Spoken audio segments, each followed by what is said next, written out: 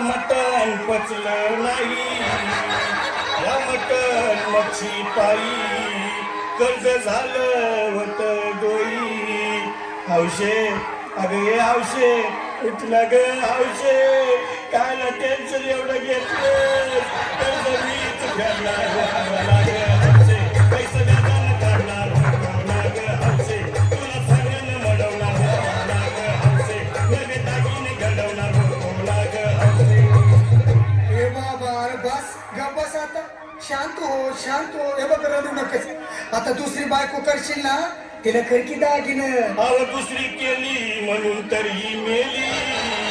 गेली माझी सखी बायको गेली दादा गेली माझी सखी बायको गेली